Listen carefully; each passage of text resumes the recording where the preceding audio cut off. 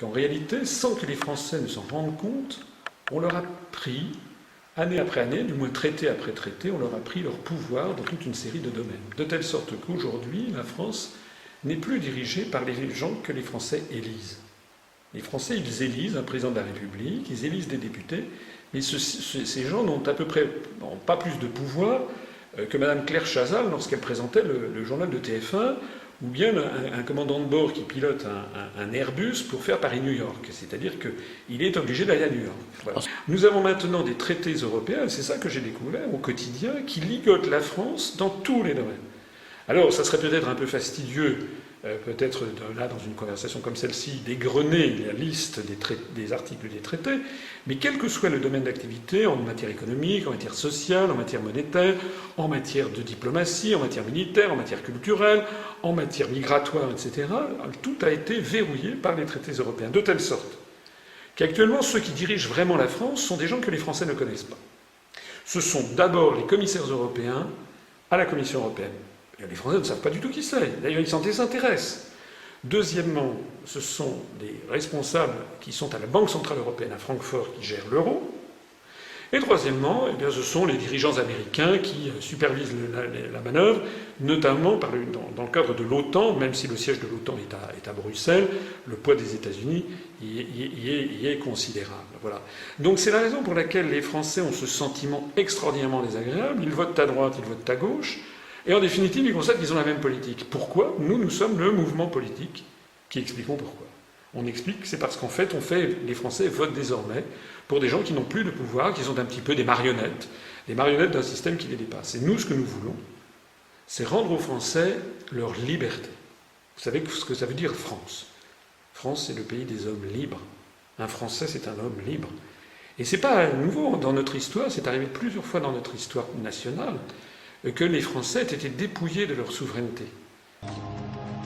Derrière ces vitres, 600 experts en économie venus de tout le continent travaillent sans relâche. Leur mission, surveiller les comptes publics des 27 pays d'Europe.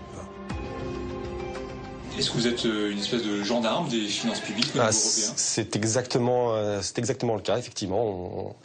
Comme je vous le disais, on vérifie, on s'attache à faire respecter le pacte de stabilité et de croissance, et notre but ici, c'est de faire en sorte qu'il soit bien suivi par l'ensemble des États membres de l'Union européenne. Français, spécialiste des statistiques, Salvatore Serravalle travaillait auparavant au ministère des Finances à Paris. Détaché à Bruxelles, il obéit maintenant aux autorités européennes. Sa tâche, veiller à ce que les 27 États membres, dont la France, respectent la règle d'or. Le déficit public ne doit pas dépasser 3% du budget national. Nous, on vérifie que ces critères sont bien respectés, et s'ils ne le sont pas, on met en place certains mécanismes visant à ramener les États membres dans les clous du pacte. On peut émettre alors ce qu'on appelle ensuite une mise en demeure, si la recommandation n'a pas été suivie des faits, qui de nouveau demande aux États membres de converger vers des cibles budgétaires plus raisonnables. Et puis si ça n'est toujours pas le cas, alors on peut se mettre en place des mécanismes de sanctions financières qui peuvent aller jusqu'à une amende de 0,2 points de PIB pour les États membres de la zone euro uniquement. Pour la France, ça représenterait 4 milliards d'euros, à peu près. La France sous surveillance.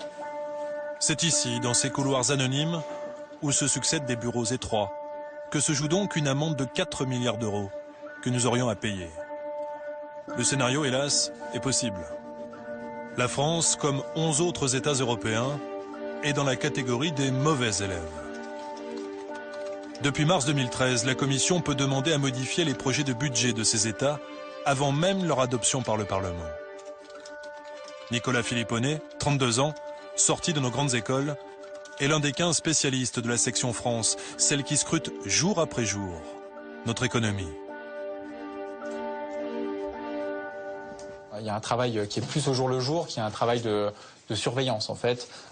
Chaque fois qu'il y a une décision qui est prise, une orientation, très souvent les dirigeants européens veulent soit se prononcer, ont des rencontres très régulières avec les autorités françaises, et donc ils nous consultent pour qu'on puisse leur donner notre vision des développements récents ou des politiques qui sont prises. La section France ne fait pas que surveiller. Elle conseille, elle suggère, elle propose des sanctions. C'est grâce à ce genre de dossier que Joachim Almunia fait la leçon à Bruno Le Roux. C'est un texte qui est un peu plus long. On parle des trajectoires des déficits publics, on parle de réforme des retraites, on parle de chômage des jeunes, on parle du fonctionnement de Pôle emploi. Pour la France, en 2012, donc il y avait cinq recommandations. Extrait du dossier France, préparé par Nicolas Philipponnet, 32 ans. Les procédures applicables au licenciement continuent d'engendrer des coûts potentiellement importants pour les employeurs. Autrement dit, en France, les salariés sont trop protégés lorsque les entreprises veulent licencier. Ou bien encore, les allocations de chômage pour les travailleurs plus âgés et notamment leur durée pourraient constituer des incitations limitées à travailler. En clair, il faudrait réduire la durée de ces allocations.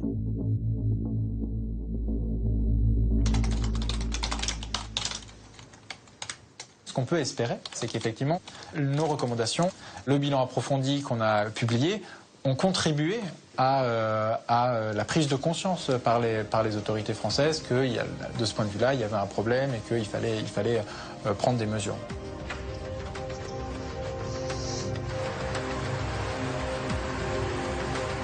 Dans le meilleur des mondes de Bruxelles, des technocrates, loin du terrain et des réalités sociales, décident sur un ordinateur comment doit évoluer notre régime des retraites ou le système d'allocation des chômeurs. La matrice de notre politique n'est plus à l'Élysée ou à l'Assemblée nationale, mais ici, dans ces immeubles froids. Les choses se passent, c'est que les responsables politiques, j'en ai fréquenté un certain nombre, ils agissent dans le cadre précontrait qui est celui qui leur a été fixé, notamment par les traités européens. Alors ils sont entre le marteau et l'enclume. Pour se faire élire à la présidence de la République, il faut évidemment promettre aux Français ce que les Français souhaitent. Donc ils promettent de lutter contre les délocalisations, de lutter contre le chômage, de rendre à la France son rayonnement, d'avoir une diplomatie indépendante, etc., etc., de développer, de réindustrialiser la France. Tout ça, c'est ce qu'ils font comme promesse, parce que c'est ce que le peuple attend. Sauf que, comme ils n'avouent pas ce qui se passe, c'est-à-dire qu'en réalité, la désindustrialisation, les délocalisations, la montée continuelle du chômage, l'alignement total sur les États-Unis d'Amérique, le fait que nous sommes entraînés vers des conflits avec le monde arabo-musulman, avec la Russie, tout ceci découle des traités européens et de notre assujettissement à l'Union européenne et à l'euro. Or, justement, ils n'ont pas le courage de dire stop et de dire il faut en sortir. Donc nous, ce que nous apportons, c'est qu'on dit effectivement, les hommes politiques, il faut presque les prendre en compassion. Ils mentent aux Français. Nous avons choisi de dire la vérité. Il faut commencer par sortir de cette prison des peuples. Devant tout ce beau monde, la commissaire européenne va être très claire. Selon elle, si l'Europe veut exister et sortir de la crise, les nations doivent obéir à Bruxelles. Il faut lentement mais sûrement comprendre qu'il n'y a plus de politique intérieure nationale. Il n'y a plus que des politiques européennes qui sont partagées dans une souveraineté commune. Donc, il est absolument impossible en France de prétendre d'avoir un programme politique sur le thème « je vais faire baisser le chômage, je vais relancer l'industrie, etc. » sans sortir de l'Union européenne. Sinon, excusez-moi, mais c'est se moquer du monde. Nous n'avons plus aucune manette. Donc toutes les manettes sont les grandes manettes stratégiques, j'entends. Donc on a encore des petites manettes. Par exemple, on va pouvoir éventuellement abolir une niche fiscale, n'est-ce pas, sur, l'investissement dans les monuments historiques. Ça, mais ça, ce sont des choses. C'est des choses de second ordre, ce sont des choses petites. On va pouvoir modifier éventuellement le niveau du SMIC. Mais les grandes données stratégiques en matière économique, c'est-à-dire la fixation des taux d'intérêt, la politique de relance, la politique de dépenses publiques, la politique d'équilibre ou de déficit budgétaire, etc., tout ceci est entièrement maintenant voler aux Français comme aux autres peuples et donner à une oligarchie qui est irresponsable politiquement.